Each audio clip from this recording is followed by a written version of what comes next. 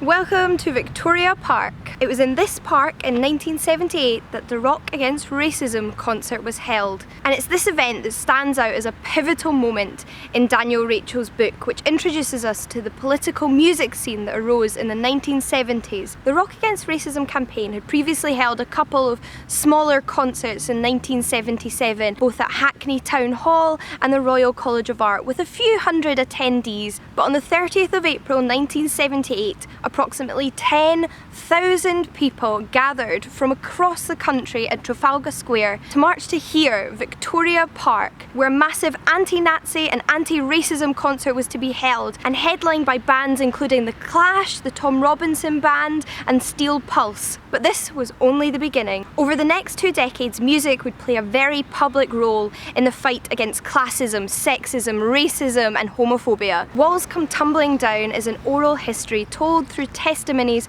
from key players of these movements. But you don't want to hear about all of this from me, so let's have a chat with the author. I'm Daniel Rachel, the author of Walls Come Tumbling Down, the music and politics of Red Wedge, Two-Tone and Rock Against Racism. I wanted to ask why you decided to write the book in the form of kind of stringing together different people's statements, and why you chose that structure for the book. Well, the structure, which it's that you read it as the voices of all the different people that are in the story. I see it much like a director, a documentary director of film. So when, for example, Martin Scorsese did a documentary on Bob Dylan, you don't hear Martin Scorsese's voice, but you hear all the characters that are in the story. So I approach it from that kind of way.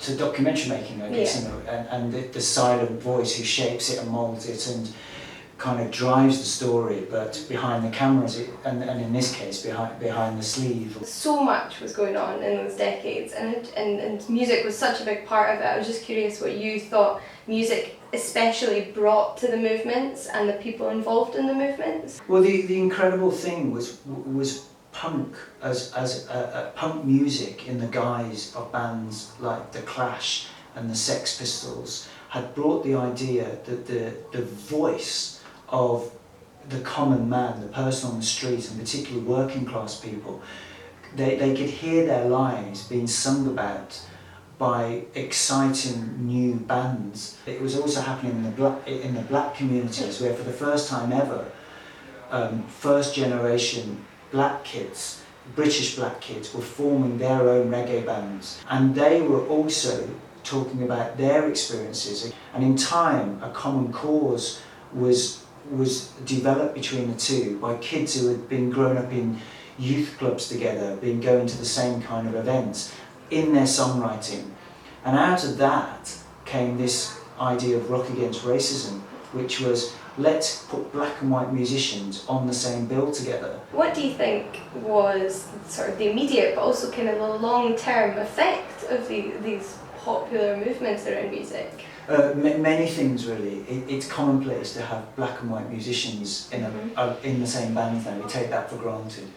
We liberally accept gay rights. That was on the Red Wedge agenda through particularly the communards. We have free museums.